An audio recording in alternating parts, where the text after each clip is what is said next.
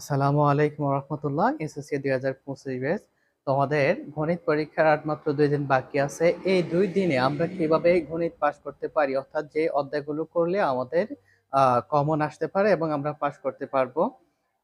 কারণ আমাদের অনেকে ভয় আছে যে আমরা গণিত ফেল করব, কারণ গত বছর অর্থাৎ 24 সালে প্রায় 1,60,000-এর মতো গণিত পরীক্ষায় ফেল করছে। এবার দেখো আমরা এই 2 দিনের মধ্যে অর্থাৎ যে কিভাবে গণিত পাস করতে পারি। আসলে 2 দিনেও গণিত পাস করাটা সম্ভব। দেখো এবার আমাদের গণিত পাস করার জন্য আমাদের প্রয়োজন হচ্ছে মাত্র 20 মার্ক, অর্থাৎ যে সিকিউ অর্থাৎ সৃজনশীলে পাস করার জন্য আমাদেরকে কত লাগবে? 20 মার্ক। 70-এর পরীক্ষা, এটা হচ্ছে 24 মার্ক লাগবে। মনে করো 23 মার্ক, যেহেতু 7টা সৃজনশীল। দেখো এবার এই 23 মার্ক পাওয়ার জন্য আমাদেরকে কি করতে হবে? অন্তত মিনিমাম 3টা সৃজনশীল প্রশ্ন অর্থাৎ 3টা সিকিউ দিতে হবে। এবার এই 3টা সিকিউর জন্য কিন্তু আমাদেরকে সবগুলো বিভাগ থেকে দিতে হবে এমন কোনো বাধ্যতামূলক নাই। আমরা যে কোনো 2টা বিভাগ থেকেও এই 3টা প্রশ্ন সমাধান করতে পারি। এটা হচ্ছে পাস করার জন্য। এবার 3টে পাস করার জন্য কি শুধু 3টে দিব? যদি 3টা কমন না আসে, অনেকের মনে হচ্ছে যে 3টা কমন না আসে তাহলে আমাদের কিভাবে পাস আসবে। এবার দেখো আমাদের বর্তমান গণিতের সৃজনশীল প্রশ্নের যে নিয়মটা, অর্থাৎ তোমার পুরোপুরি অঙ্ক হতে হবে এমনটা না, অর্থাৎ তোমার যতটুকু হয় তুমি ততটুকুরও মার্ক পাবা। মনে করো তুমি সব 3টা প্রশ্ন তোমার সৃজনশীল প্রশ্ন কমন আসে নাই, কিন্তু তুমি 4-5টা ক খ বা 2-1টা পুরোপুরি না হলেও কিছুটা তুমি দেখছো বা কিছুটা হয়েছে, ওখানেও তোমার 1-2 করে তোমার মার্ক দেওয়ার সম্ভাবনা আছে বা এভাবে দিবে। আগে কিন্তু এমন হতো যে যদি সঠিক আনসারটা সঠিক না হলে পুরো অঙ্কটা কাটা হতো। এখন কিন্তু নিয়মটা সেরকমটা নাই। সেরকমটা নয়, যদি আনসারটা তোমার ভুল হয়, যদি প্রথমগুলো ঠিক থাকে, তুমি হয়তো পুরোপুরি মার্ক পাবা না, অর্ধেক মার্ক পাবা। এবার দেখো আরেকটা প্রসঙ্গে কথা বলি। এবার আমাদের যে বিভাগগুলো আছে, এই প্রত্যেকটা বিভাগ থেকে কয়টা করে আসবে? 3টা করে সৃজনশীল প্রশ্ন আসবে। এই 3টা করে ক বিভাগ, খ বিভাগ, গ বিভাগ থেকে 3টা করে এবং গ বিভাগ পরিসংখ্যান থেকে 2টা, মোট 11টা সৃজনশীল প্রশ্ন আসবে। আমাদেরকে আনসার করতে হবে 60টা। এবার এই 60টার জন্য কি করতে হবে? এখান থেকে আসবে কয়টা? এখান থেকে দিতে হবে 2টা। ক বিভাগ থেকে দিতে হবে 2টা, আমাদের খ বিভাগ থেকে 2টা, গ বিভাগ থেকে 2টা এবং ঘ বিভাগ থেকে 2টা দিতে হবে। এবার এখানে 2টা দেওয়ার জন্য আমাদের অধ্যায় আছে 8টা। 8টা থেকে আমাদেরকে 2টা দিতে হবে। প্রথমত আসি আমরা যে একটা করে দিই। মনে করো পরিসংখ্যানটা তো আমাদের সবাই সিলেক্টেড, অর্থাৎ এটা আমরা দিবই। তাহলে আর কয়টা বের করতে হবে? আর 2টা। যেহেতু অন্তত 3টা আমাদেরকে কমন পালানোর চেষ্টা করতে হবে। তাহলে আর কি করতে হবে? আর এখানে থেকে আমরা একটা অথবা 2টা অধ্যায় সিলেক্ট করব। এখান থেকে আমরা মনে করো অধ্যায় সিলেক্ট করলাম সেট এবং ফাংশন। তাহলে দেখো পরিসংখ্যান এবং সেট এবং ফাংশন এই 2টা মোটামুটি সহজ আছে এবং এই 2টা থেকে এটা থেকে তো 2টা প্রশ্ন আসবে বাধ্যতামূলক। এটা থেকে একটা প্রশ্ন আসবে। এবার বাকি আরেকটা অধ্যায় আমরা সিলেক্ট করব। এবার আমরা যারা মোটামুটি বীজগণিত পারি, আমরা বীজগণিত রাশিটা সিলেক্ট করব। কারণ এই অধ্যায় থেকে তো অবশ্যই কি একটা প্রশ্ন আসবে। বীজগাণিতিক রাশি থেকে একটা প্রশ্ন আসবে। তাহলে আমাদের 2টা প্রশ্ন হয়ে গেল। এবার আরেকটা কি করতে পারি? আরেকটা হচ্ছে ত্রিকোণমিতিটা অধ্যায় মোটামুটি একটু কঠিন। কারণ যদি ত্রিকোণমিতিক অনুপাতটা না জানি তাহলে দূরত্ব উচ্চতাটা আমাদের জন্য কষ্টকর হয়ে যাবে, পরিমিতিটাও সহ। যদি আমরা এটা ভালো বুঝি তাহলে এখানে পরিমিতি বা দূরত্ব উচ্চতা যে কোনো একটা করতে পারি।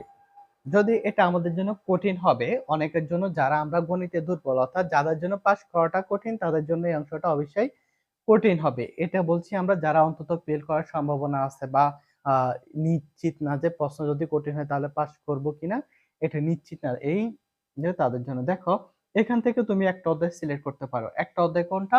এই যে রেখা কোন ত্রিভুজটা, এটা থেকে আসার সম্ভাবনা কম। আমরা চাইলে ব্যবহারিক জ্যামিতিটা সিলেক্ট করতে পারি অথবা বৃত্ত, কারণ আর নয়তো ক্ষেত্রফল সম্পর্কিত উপাত্ত এবং সম্পাদ্য, এই 3টা থেকে তুমি যে কোনো একটা 2টা অধ্যায় সিলেক্ট করতে পারো এবং পরিসংখ্যান তো আছে। যেহেতু তোমার 20 তারিখে গণিত পরীক্ষা, তাহলে 17 তারিখ হচ্ছে ইংরেজি, 17 তারিখ বিকেল থেকে তোমার পড়া শুরু করতে হবে। এবার 17 তারিখ বিকেল থেকে কি করবা? 17 তারিখ বিকেলে ধরো তুমি কি করবা? প্রথমে বিকেলের মধ্যে সেট এবং ফাংশন। এবার ধরো সেট এবং ফাংশন শুরু করবা। একটা অধ্যায় কিভাবে শুরু করবা, কোথায় থেকে শুরু করবা, এই নিয়ে এটাও আমাদের জন্য জানা প্রয়োজন। মনে করো এই সেট এবং ফাংশনের মূল যেই নিয়মগুলো আছে, সেট এবং ফাংশন কি করতে হবে? সেট অংশ থেকে, সেট এবং ফাংশন কিন্তু 2টা অংশ। তা আমাদেরকে সেট অংশ থেকে কি করতে হবে, সেটের যে গুরুত্বপূর্ণ পূরক সেট, তারপর হচ্ছে সেট সেট বা পাওয়ার সেট, এই কমন কয়েকটা সেট আমাদেরকে নিয়ম জানতে হবে। নিয়ম তো এগুলো আমাদের আগে জানা আছে, এগুলো একবার দেখলে হয়ে যাবে। তারপর হচ্ছে ফাংশন অংশ। ফাংশন অংশ থেকে সৃজনশীল প্রশ্ন আসার সম্ভাবনাটা বেশি, কারণ দুটো অংশ মিলিয়ে দিবে। তারপরও ফাংশন অংশ থেকে সৃজনশীল প্রশ্ন আসবে। তারপর তোমাকে সেই ফাংশনটা জানতে হবে। এখানে মনে করো f(1) আর দিয়ে f(1/x) বা যেটা দিয়ে এই মানটা জানতে হবে। তারপর হচ্ছে পাওয়ার সেটটা জানতে হবে, টু দা পাওয়ার n এর যে মানটা, এই মানটা আমাদেরকে জানতে হবে। তারপর হচ্ছে পূরক সেট। এই কয়েকটা জেনে কয়েকটা অঙ্ক করে তুমি সৃজনশীল প্রশ্ন প্র্যাকটিস করতে হবে। যদি মনে করো তোমার এগুলো দরকার নাই, তাহলে তুমি সরাসরি সৃজনশীল প্রশ্ন প্র্যাকটিস করবা। এখন যে 25 সাল, তাহলে তুমি 23 সালের আসা গুরুত্বপূর্ণ 24 সালের সৃজনশীল প্রশ্ন সমাধান করবা না। 23 সালের 21, 22, 23 সালের এই যে সৃজনশীল প্রশ্নগুলো আছে, এগুলো তুমি সমাধান করবা। এবং এরকম অনেকগুলো এই অধ্যায়ের সৃজনশীল প্রশ্ন আমাদের এই চ্যানেলে দেওয়া আছে। আমাদের প্লে লিস্টে গিয়ে তুমি ওই সৃজনশীল প্রশ্নগুলো সমাধান করতে পারবা। ওগুলো সমাধান দেওয়া আছে, জাস্ট তুমি একবার দেখলে তোমার এগুলো হয়ে যাবে। এবার আসে আমাদের বীজগাণিতিক রাশি নিয়ে। বীজগাণিতিক রাশিটাও কিন্তু খুব গুরুত্বপূর্ণ। তোমার এখন জাস্ট সূত্র প্রয়োগটা দেখে, সূত্রগুলো একবার দেখে তুমি সরাসরি সৃজনশীল প্রশ্ন সমাধান করবা। এখন কিন্তু মূল অঙ্ক সমাধান করার খুব বেশি সময় নেই। মূল অঙ্ক যদি সমাধান করো, তাহলে বইয়ের এই যে গুরুত্বপূর্ণ 3-4টা অঙ্ক আছে যেগুলো থেকে সৃজনশীল প্রশ্ন তৈরি হয়, সেগুলোই করবা। আর বাকিগুলো এখন শুরু থেকে ওই বাকিগুলো করার কোনো প্রয়োজন নাই, কারণ এখন এত সময় নাই। তাহলে তোমাকে কি করতে হবে, সৃজনশীল প্রশ্ন তোমাকে প্র্যাকটিস করতে হবে। সৃজনশীল প্রশ্ন প্র্যাকটিস করলে দেখবা যে তোমার 3-4টা সৃজনশীল প্রশ্ন দেখলে তোমার মোটামুটি, যদি ওগুলো করতে পারো ভালোভাবে বুঝে, তাহলে দেখবা যে বাকিগুলো মোটামুটি সহজ মনে হবে। এবার এই বাকিগুলো থেকে তোমার জন্য আর কোনো অধ্যায় সিলেক্ট করলাম না। যদি তুমি চাও সূচক লগারিদম এখন যদি আগে না করা থাকে, তাহলে করার প্রয়োজন নাই। সসীম ধারা এবং সূচক যদি আগে তোমাদের করা থাকে, তাহলে এখান থেকে উভয়টা থেকে মিলে হয়তো সৃজনশীল প্রশ্ন আসতে পারে। তবে উভয়টা থেকে আসবে, আলাদা করে কোনো অংশ থেকে, সূচক ও লগারিদম থেকে আলাদা করে খুব কম আসে, হয়তো দুটো অংশ মিলে দেয়। আর সসীম ধারাটা একটু সহজ আছে, যদি তোমার আগে করা থাকে, তাহলে এখন কয়েকটা সৃজনশীল প্রশ্ন সমাধান করবা। এবার আসো গ বিভাগ। জ্যামিতির ক্ষেত্রে যদি তোমার এই 3টা অধ্যায়ের যে অধ্যায়টা তুমি খুব ভালো পারো, সেই অধ্যায়ের কয়েকটা সৃজনশীল 3-4টা সৃজনশীল প্রশ্ন সমাধান করলে দেখবা যে তোমার প্রায় অর্ধেক শেষ, ব্যাস অর্ধেক শেষ।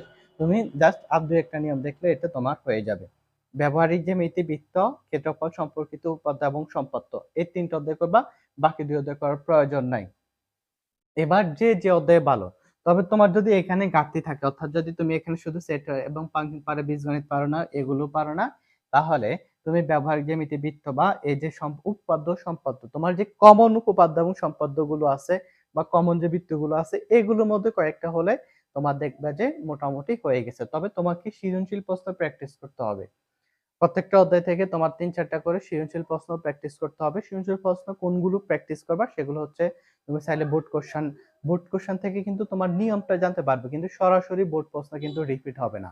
বোর্ড প্রশ্ন তুমি 23 সালের 22 সালের এই 2 বছরের গুলো করলে তোমার মোটামুটি হয়ে যাবে। তারপর আসি ত্রিকোণমিতিক বিভাগ। এখান থেকে কিন্তু 3টা প্রশ্ন আসবে, 3টা অধ্যায় থেকে 3টা প্রশ্ন। কিন্তু এই 3টা অধ্যায় যদি তুমি ত্রিকোণমিতিক অনুপাতের অধ্যায়টা যদি না পারো, তাহলে দেখবা যে তোমার জন্য বাকিগুলো একটু কঠিন হয়ে যাবে। যদি করে থাকো, যদি পারো, তাহলে অবশ্যই করবা। সৃজনশীল প্রশ্ন যদি না পারো, এগুলো এখন টাচ করার প্রয়োজন নাই। যদি তো যারা এটা হচ্ছে পাস করব, মানে পাস করার জন্য পড়তেছি আর কি, বা পরীক্ষা দিব, বা পাস করার সম্ভাবনা কম, তাদের জন্য, তাদের যদি এগুলো পড়া না থাকে, তাহলে এগুলো ধরবা না। তারপর হচ্ছে পরিসংখ্যান। অনেকে পরিসংখ্যানও ভুল করে, যারা ওই যে সহজ সহজ করে, আমরা পরিসংখ্যানও করি না।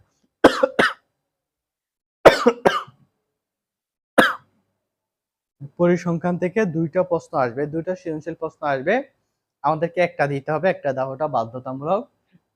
তাহলে পরিসংখ্যান থেকে তোমার বেশি কিছু হচ্ছে এখানে মধ্যক এবং প্রচুরক, তারপর হচ্ছে গড় নির্ণয়, সংক্ষিপ্ত পদ্ধতিতে গড়, অজীব লেখা বা আয়ত লেখা, তারপর এই কয়েকটা বিষয় জানলে পরিসংখ্যানটা আমাদেরকে একটা খুব ভালোভাবে হয়ে যাবে। সেজন্য চেষ্টা করবো যে পরিসংখ্যান। আর আরেকটা হচ্ছে, যাদের অন্য কিছু না, পরিসংখ্যানটাই ভালো পারে, তাহলে তারা অন্য কিছু পারে না, তারা পরিসংখ্যান থেকে যেহেতু 2টা আসবে, তুমি প্রথমে একটা পরিসংখ্যান দিবা, তারপর অন্য সেট এবং ফাংশন থেকে দিয়ে শেষে চেষ্টা করবা যে আরেকটা পরিসংখ্যান অন্তত খাতা যেন খালি না থাকে।